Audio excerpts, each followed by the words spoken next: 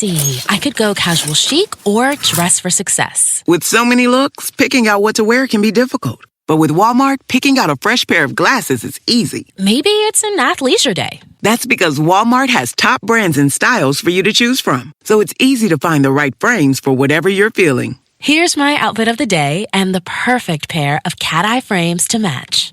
New glasses to make your styles pop. Welcome to your Walmart. Valid prescription required.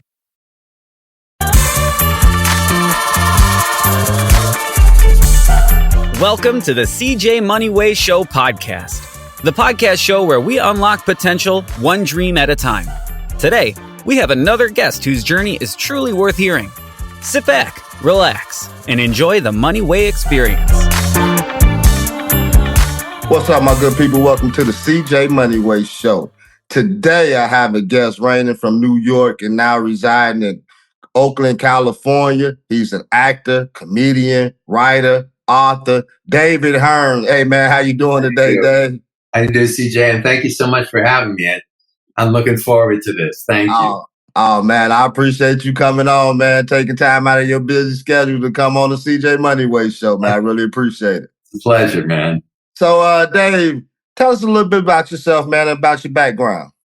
Well, I was born in New York City and Mount Sinai Hospital right there in Manhattan. Spent a little part of my childhood there. And then the family moved up to Northern California when I was still a kid. My father was an actor, stand-up comedian, writer, entertainer. So I couldn't help but be influenced by growing up in a household like that.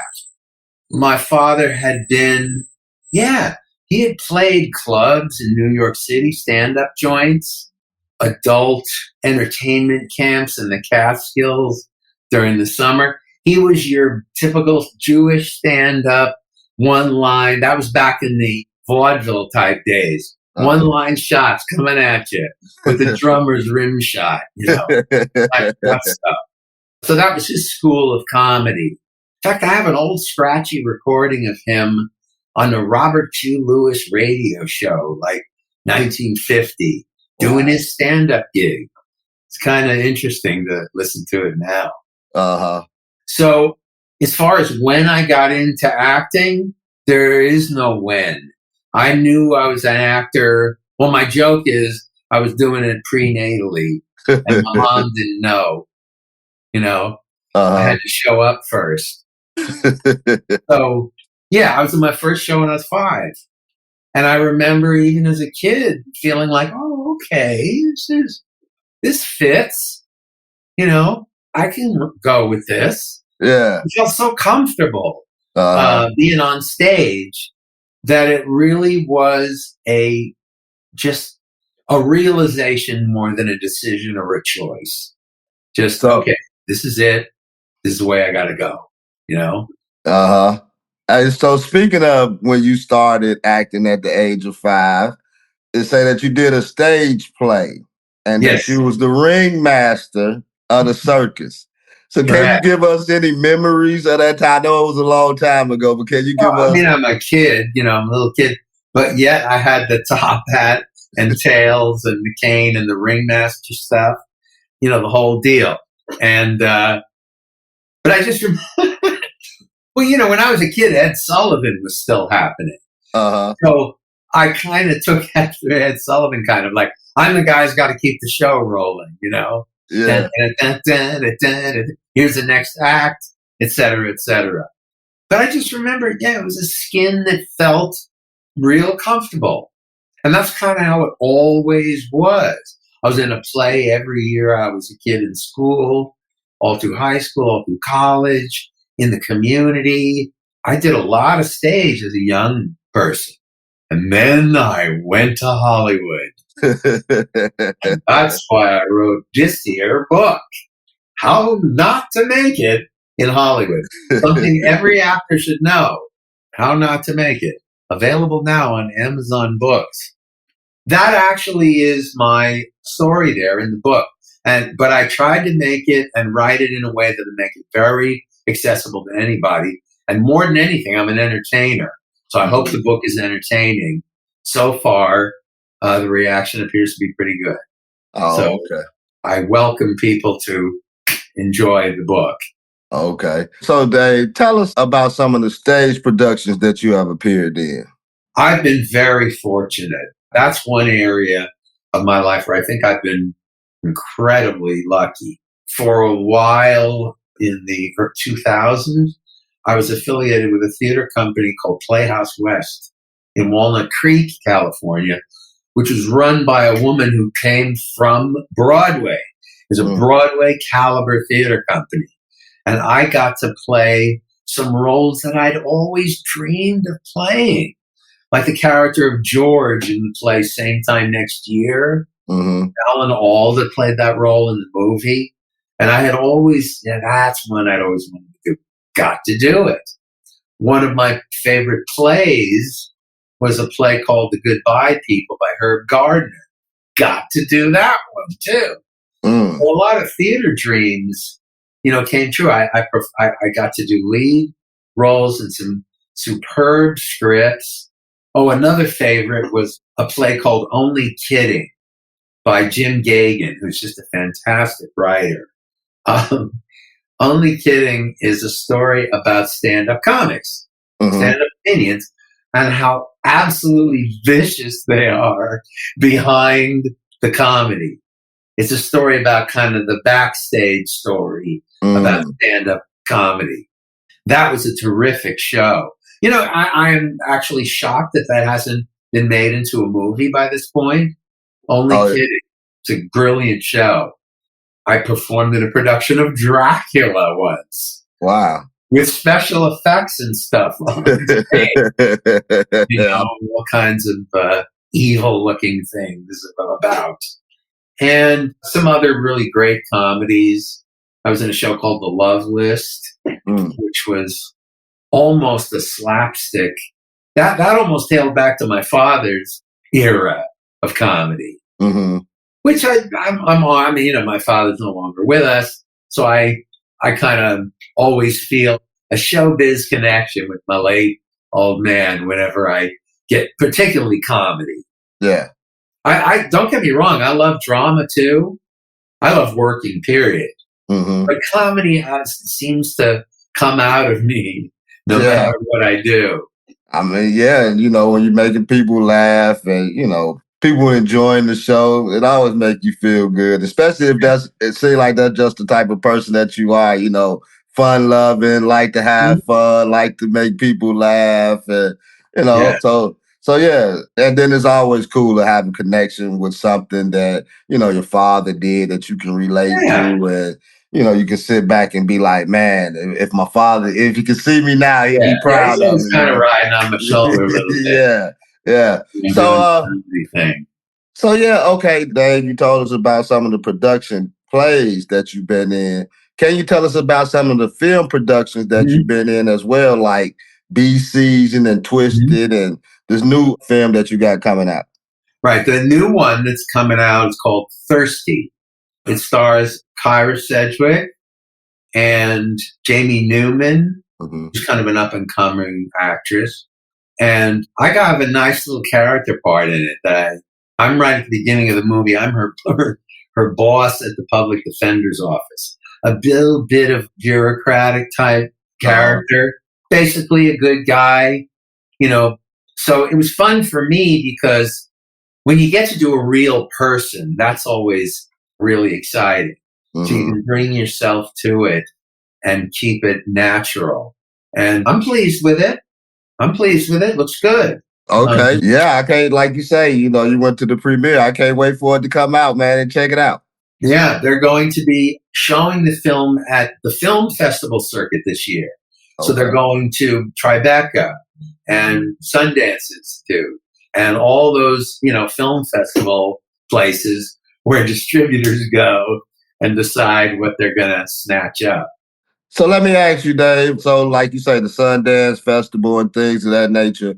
So when a film gets out there like that, and you're in it, is it like the red carpet event? Do you guys go to these events too to see how the crowd is? And I'm kind of not quite above.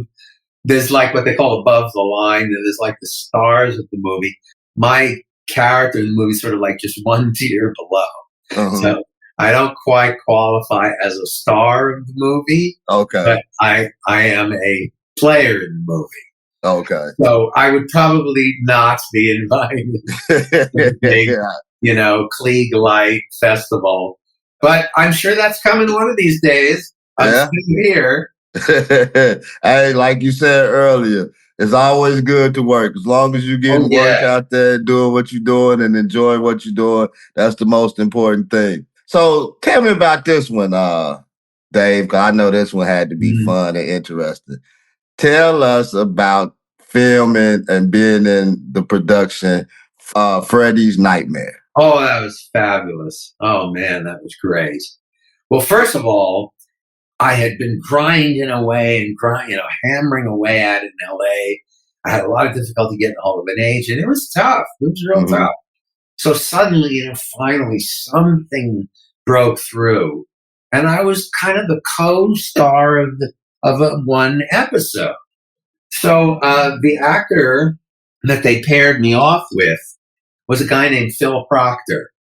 I didn't put it together, but Phil Proctor used to be a member of the Firesign Theater, who were a on-record comedy troupe that I grew up on. I had their records in my collection. And I didn't know this. So I had already worked a whole day with this guy that I just knew as Phil. And we got into the groove immediately, which is fortunate. That doesn't always happen. But when you get cast in something opposite other actors that are really there for you, we clicked immediately. And then I think it was the second day at lunch or something, he was talking about Firesign Theater. And then I realized, oh my God, that's Phil Proctor. So then I told him about my fandom and all that stuff. But it was fun on a number of levels. One, I got to play opposite Phil. I got to play a real kind of a serious psychiatrist guy who has a moral, core. What's right and wrong. And also I got to meet, what's his name? I'm sorry. Oh God, how embarrassing. Freddy Krueger, Robert Englund. Okay. Yeah, who plays Freddy Krueger. Because he was in every episode too. Yeah. And the producers were super nice. And it was, I remember it very fondly. Good director who worked really well with everybody. And I'm kind of glad to have a little tiny piece of that, that I can call mine. Because, it's not around anymore. I mean, I had to ask you that one, man, because I thought that was interesting because a lot of us, so many of us can relate to Freddy Krueger. Everybody know who Freddy was. That was the Friday 13th movie. They was bringing one out every year. Right. So if you don't know who Freddy Krueger is, version, Yeah. So I know that was pretty cool. I know that one was pretty cool. So Dave, tell us a little bit about your mentors, man, and that you studied under, and what were some of the valuable insights that, they passed on to you? Thank you for that question, because that's another area where I feel very blessed and fortunate. I've had many really good coaches. In fact, I got to study with Alan Garfield, who was a bit of a hero of mine. I don't know if you are familiar with him, but he had tons of roles during the 70s and 80s. Sort of a portly character guy. If you saw his face, you'd know him immediately.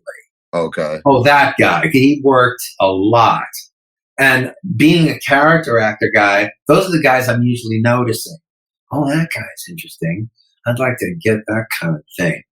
So one day on one of my day jobs, I'm scrambling to some office building, delivering something, and Alan Garfield walks in the elevator. And I said, Alan Garfield, I'm Dave Hern, big fan, blah, blah, blah. Luckily, it was a nice long trip down in the elevator. And by the end of our elevator trip, he invited me to study with his scene study group. And I was a thrill. So I studied with Alan Garfield's group for 4 years almost. I mean, not only was he a fine actor himself, but he knew in a very subtle way exactly how to help every different kind of actor along. I think that's a real skill. I don't have it. I like to be directed. But he just had infinite patience and would just work as long as it took to help an actor get where they need to go. So the best lessons that I learned from guys like Garfield were to sort of elevate it, work a little harder, just try to make it just a little bit better all the time, set the bar a little bit higher. And that's exciting. That's one of the things I actually love about working in film is the sort of danger of it.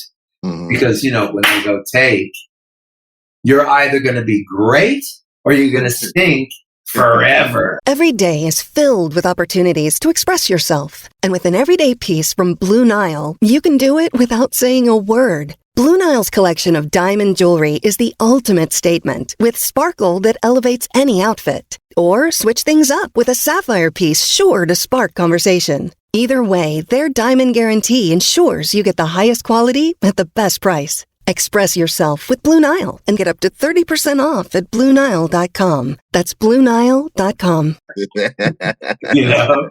So you better be good. Oh, man. Say right off the back, from the tape. That's how it is. Back, when it's in the can.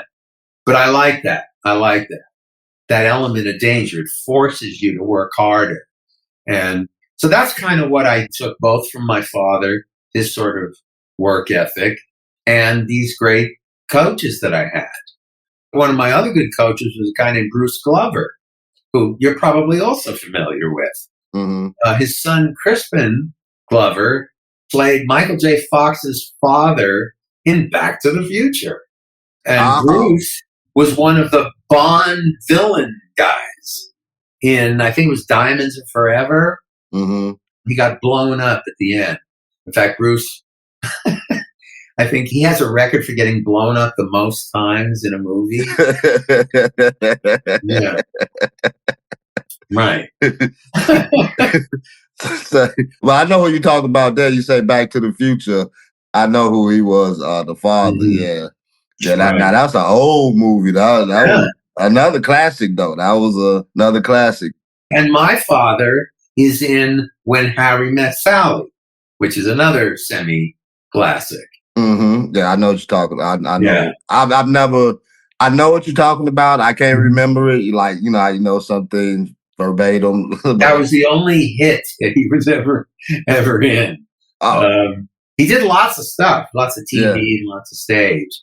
Yeah, I'm a little nervous, whenever a brand new movie that I've done is coming out, because it's already in the can, but it feels inside almost like a Broadway premiere, kind of. Mm-hmm.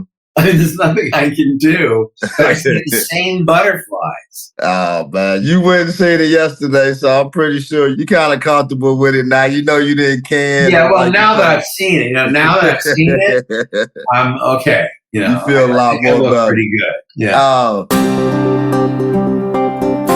Don't miss out on CJ Moneyway's book, Both Eyes Open and Both Eyes Shut. And get ready to pre-order his upcoming release, The Issues of Life, coming soon. Moneyway, aiming to inspire. So, Dave, tell us, what inspired you to begin to start writing plays and films? Good question.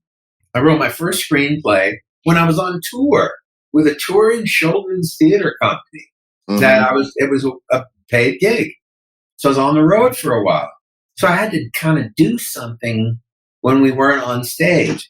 And I've always been kind of having a writer's instinct inside. So I crafted my first screenplay while on the road with that children's theater company.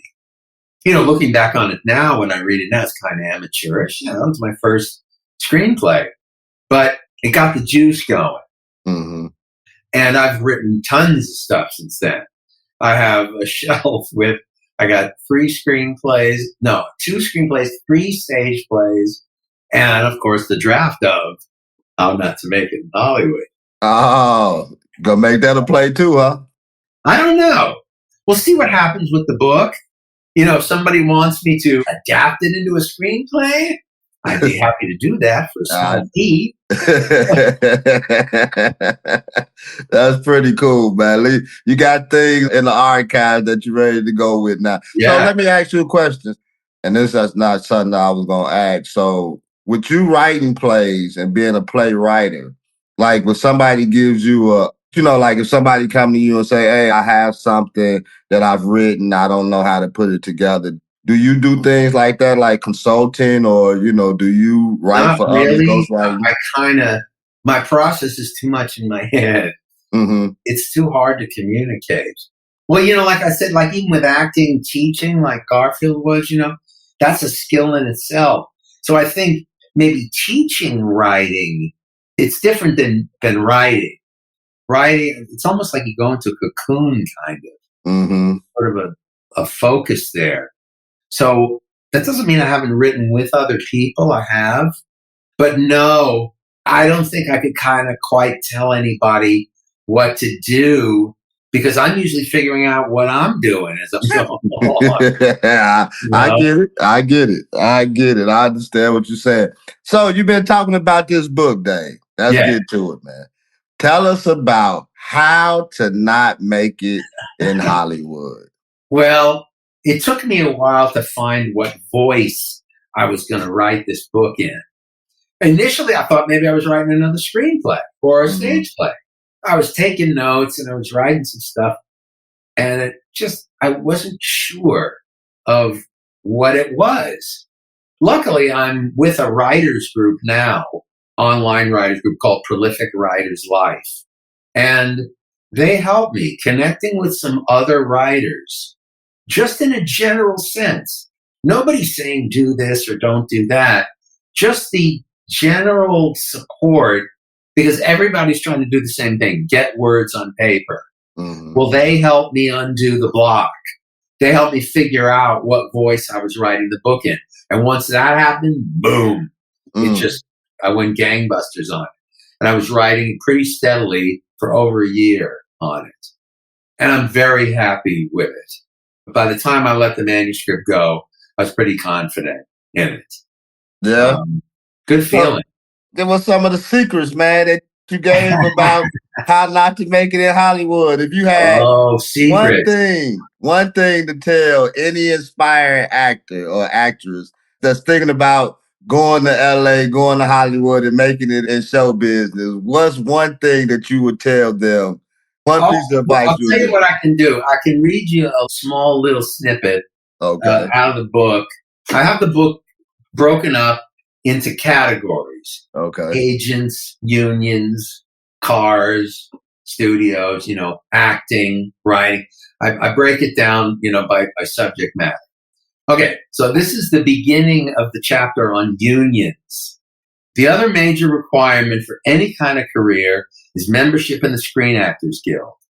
There used to be a separate union called the American Federation of Television and Radio Artists. The two unions merged in 2012 to form SAG-AFTRA, which is now the only major actors union for the entire film industry.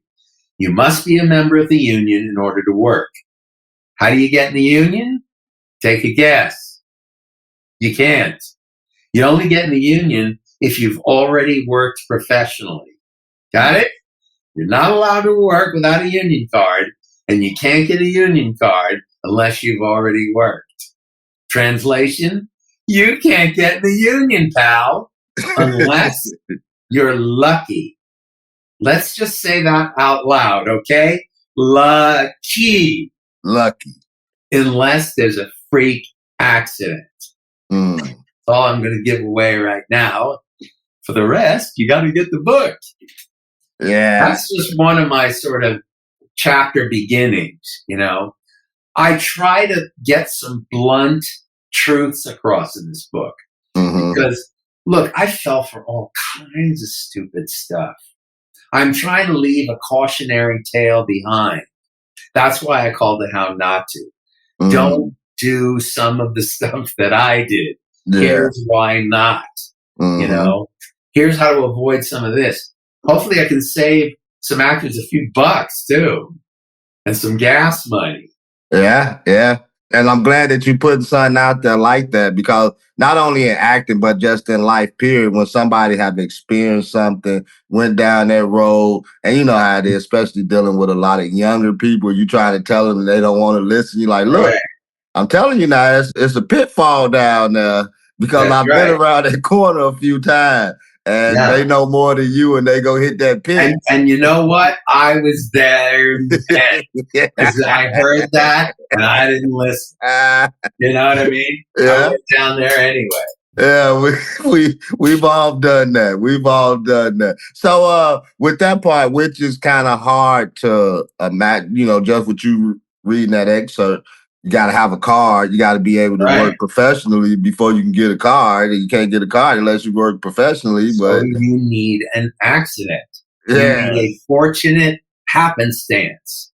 Now, how it happened with me was I auditioned for a low-budget, non-union movie. The only way I could get up on it is because it was advertised in Dramalog, which is sort of the rinky-dink level of showbiz jobs, you know, because anybody can go audition for that stuff. So anyway, I auditioned for this low-budget flick, and the director liked me and hired me on the spot. So the scene that I was involved with shot in a couple of days. So boom, get the job, do the job, it's done, whatever, go on with life. Then I find out that after I worked on the movie itself signed an agreement with SAG. So the union was forced after the fact to admit me because my stuff was already in the can that was going to be used in the movie. So with a Taft-Hartley agreement, I get transferred into the union. But had it not just been for that series of events that I had nothing to do with, I could have easily never gotten in the union. Wow. Happenstance, like you said. So on top of that, Dave, then tell us then, how do actors get parts in movies? Okay, well, you do need an agent and you need a union card, both of which you can't get unless they come your way. You know, that's what happens. In fact, my answer to the question of how do you get an agent is you don't. An agent gets you. It's like a legal catch-22. They have to decide to represent you. So when you don't have an agent, you're forced into this stupid business of trying to convince people that they can make money off of you somehow. And I admit in the book, I was never very good at that. I would have been in advertising or in agenting or management or something if I was good at that. I'm a writer. I'm an actor. That's it. That's why you need an agent to handle that stuff so you can stick with the work. So you need those things. But I guess if I had to give any advice, it would be don't be deterred on the way. I wasn't. I mean, I only got turned down more times than I could even remember. But you can't. Oh, and whatever you do, don't think it's because of you. I mean, particularly when it comes to casting. Some you're going to get, some you're not going to get.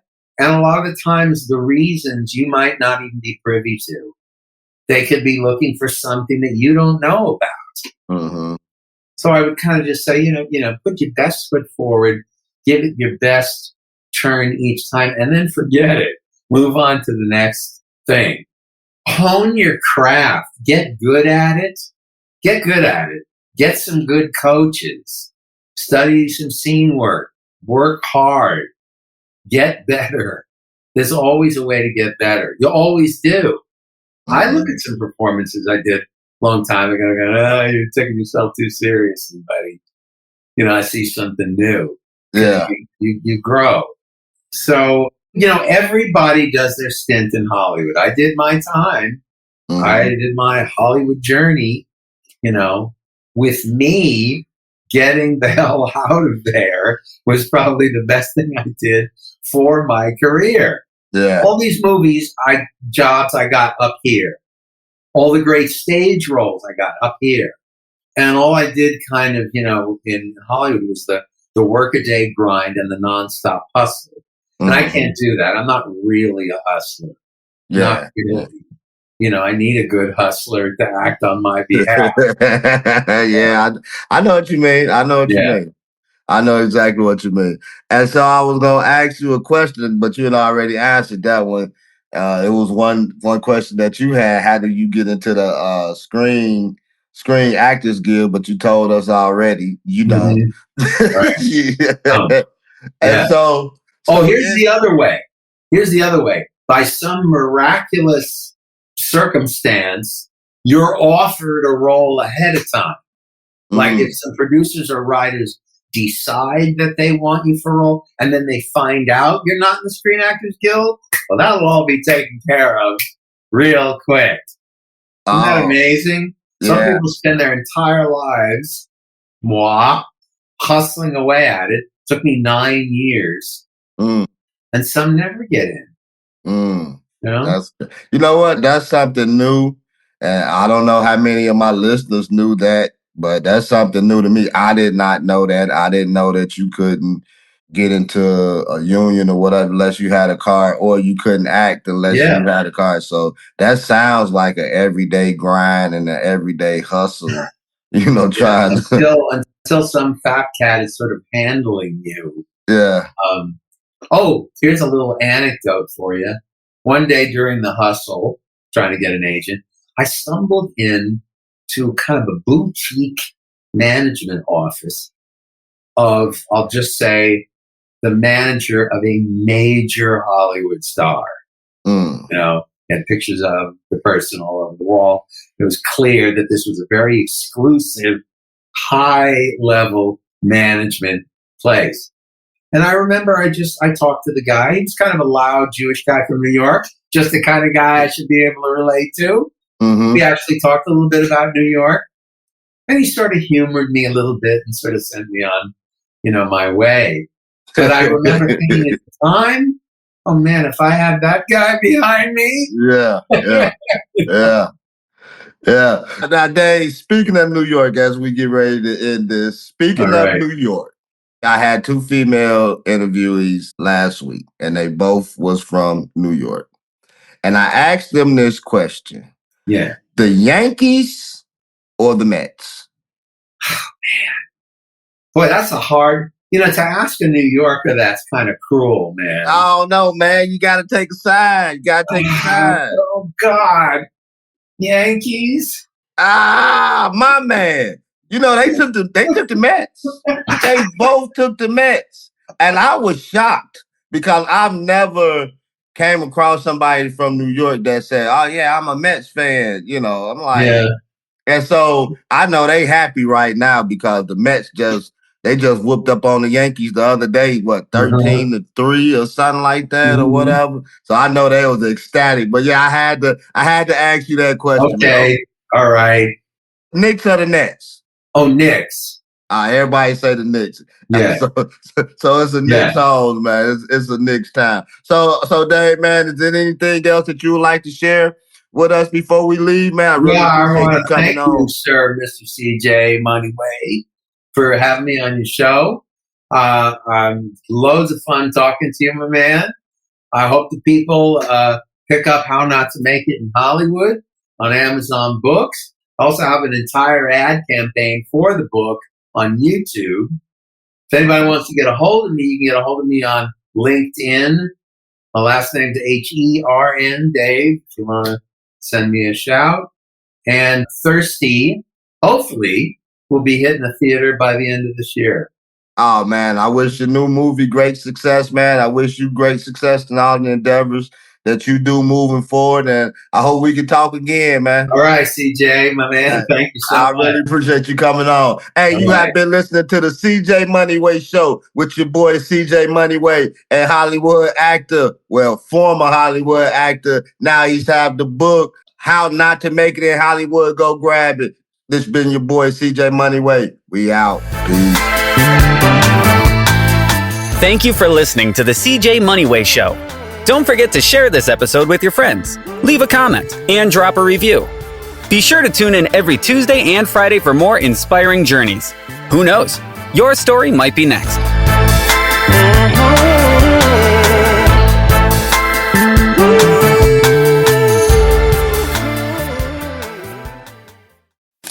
Let's see. I could go casual chic or dress for success. With so many looks, picking out what to wear can be difficult. But with Walmart, picking out a fresh pair of glasses is easy. Maybe it's an athleisure day. That's because Walmart has top brands and styles for you to choose from. So it's easy to find the right frames for whatever you're feeling. Here's my outfit of the day and the perfect pair of cat-eye frames to match.